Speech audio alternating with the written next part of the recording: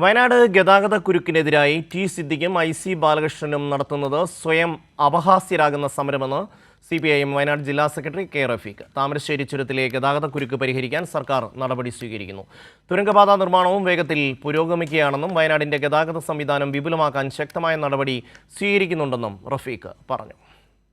ബദൽപാതയുമായി ബന്ധപ്പെട്ട് ഒരു ചെറുവിരൽ പോലും തറക്കല്ലിട്ടതിൽ ഒതുങ്ങിയതല്ലാതെ പൂഴിത്തോട് ബദൽപാതയുമായി ബന്ധപ്പെട്ട് ഒരു ചെറുവിരൽ അനക്കാൻ അവർ തയ്യാറായി ഇല്ലല്ലോ.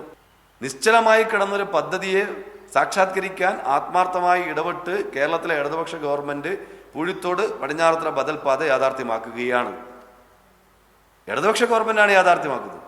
എന്നാൽ ഇടതുപക്ഷ ഗവൺമെന്റിനെതിരായി പ്രചാരവേല നടത്തുന്ന കോൺഗ്രസിന്റെ MLA മാർ, കൽപ്പറ്റ MLA-യും ബത്തേരി MLA-യും, കോൺഗ്രസ് എന്ത് ചെയ്തു? ഈ ബദൽപാതയുമായി ബന്ധപ്പെട്ട് ഏതെങ്കിലും ഒരു ബദൽപാതയുമായി ബന്ധപ്പെട്ട് ഇവരെന്ത് ചെയ്തു? സംസ്ഥാന ഗവൺമെന്റ് ഇത്തരം കാര്യങ്ങൾ നടത്തുമ്പോൾ, ഇത് യാഥാർത്ഥ്യമാകുമെന്ന് കാണുമ്പോൾ അതിനെ തങ്ങൾ ഇടപെട്ടിട്ടാണ് ഇതെല്ലാം വന്നത് എന്ന് വരുത്തി തീർക്കാൻ വേണ്ടിയുള്ള ശ്രമമാണ് യഥാർത്ഥത്തിൽ കൽപ്പറ്റ MLA ഉൾപ്പെടെയുള്ളവരുടെ നേതൃത്വം നടന്നുകൊണ്ടിരിക്കുന്നത്.